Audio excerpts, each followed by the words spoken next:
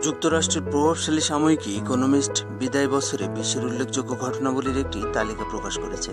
সেখান থেকে বাছাই করা ঘটনাগুলো কিছুটা সংক্ষেপে তুলে ধরা হলো। ব্রেক্সিট। ইউরোপীয় ইউনিয়ন থেকে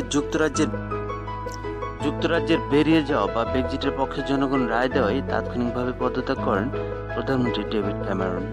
তার উত্তরসূরি থেরেসা মে দায়িত্ব বুঝে নিয়ে ব্রেক্সিট কার্যকরের প্রক্রিয়া শুরুর ঘোষণা দেন। ব্রেক্সিটের তাৎক্ষণিক প্রতিক্রিয়ায় ডলারের বিপরীতে পাউন্ডের দাম ৩১ বছরের মধ্যে সর্বনিম্ন হয়।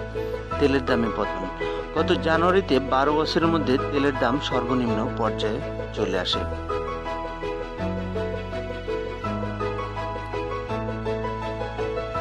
এরপর আসে ওবামার কিউবা সফর।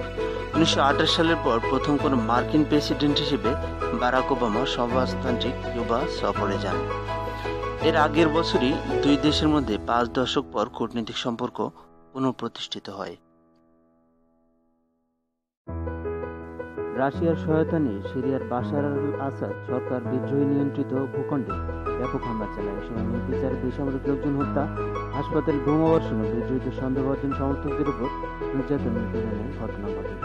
বছরের শেষ প্রান্তে এসে আসাদ অনুগত বাহিনীর হাতে পতন ঘটে বিদ্রোহীদের। অধিকৃত ভূখণ্ড হারানো সত্ত্বেও আইএসের জঙ্গি তৎপরতা ও সন্ত্রাসী হামলা বজায় থাকে ২০১৬ সালে। ইরাকি ও সিরীয় সেনা এবং বেসামরিক লোকজন হত্যা করার পাশাপাশি তারা বিদেশেও হামলা চালায়।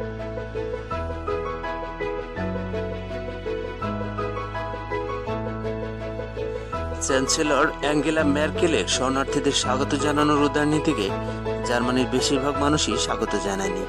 এর ফলে হোঁচট খায় তার জনপ্রিয়তা। এই সমস্যার মধ্যে দেশটিতে একক সন্ত্রাসীদের বেশ কয়েকটি হামলার ঘটনা ঘটে জার্মানিতে।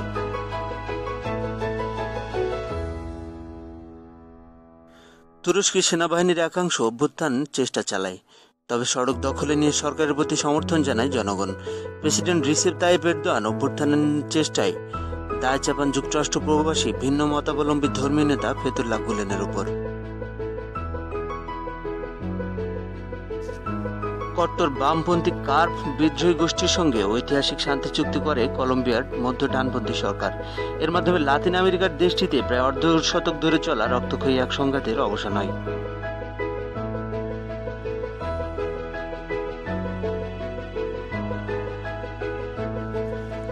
জাল নোট এবং কালো টাকার দৌরাত্ম্য রুখতে ভারতের প্রধানমন্ত্রী নরেন্দ্র মোদী আকস্মিকভাবে দেশটিতে ৫০০-১০০০ রুপির নোট বাতিল করার ঘোষণা দেন। জনগণকে নির্দিষ্ট সময়ের মধ্যে সেগুলো জমা দিয়ে সমমূল্যের অর্থ তুলতে বলা হয়। দেশ জুড়ে সব ব্যাংকে বিশাল লাইন লাগে। এটিএম মেশিনের সামনে টাকার অভাবে জন অসন্তোষ দেখা দেয়। শুরু হয় রাজনৈতিক বিতর্ক।